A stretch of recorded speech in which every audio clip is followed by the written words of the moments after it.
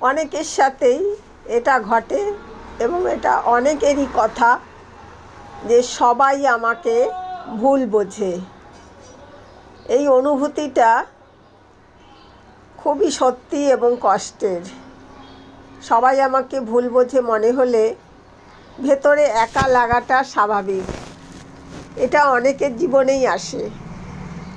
যেমন অর্জুনও একসময় বিভ্রান্ত হয়ে পড়েছিল, আর তখন কৃষ্ণ তাকে ভিতর থেকে শক্ত হতে শিখিয়েছিলেন। এবার একদম সহজভাবে দেখি তুমি কিভাবে এটা সামলাতে পারো। প্রথমত, সবাই বুঝবে এটা আশা করাটা কিন্তু ঠিক নয়। সত্যি কথা হলো, সবাই তোমাকে ঠিকভাবে বুঝবেই এটা বাস্তবে হয় না। গীতার শিক্ষা নিজের কাজে ঠিক থাকলে অন্যের মতামত নিয়ে বেশি ভাবতে নেই। সবাইকে খুশি করা সম্ভব না, এটা মেনে নিলে চাপ কমে। নাম্বার 2, তুমি নিজে কি পরিষ্কারভাবে বলছো?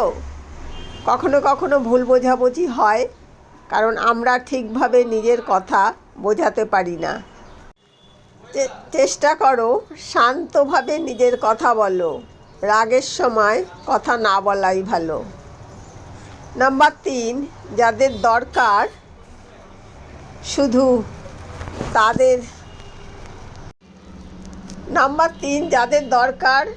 শুধু তাদের কাছেই এক্সপ্লেন করো, সবাইকে এক্সপ্লেন করতে যেও না। 1-2 জন কাছের মানুষ থাকলেই যথেষ্ট, যারা তোমাকে সত্যিই বোঝে। নাম্বার 4, নিজেকে প্রশ্ন করো, আমি কি কোথাও ভুল করছি? এটা নিজের বিরুদ্ধে না, এটা তোমাকে আরও স্ট্রং করবে। নিজের ভ্যালু নিজে বোঝো। যদি তুমি জানো তুমি ঠিক, তাহলে অন্যেরা ভুল বোঝা তোমাকে ভাঙতে পারবে না। এক কথায়, গীতার মতে নিজের সত্য পথে থাকো। সবাই বুঝবে কি না সেটা নিয়ে ভেবো না। একটা কথা বলি, সবাই ভুল বুঝছে মানে এই না যে তুমি ভুল।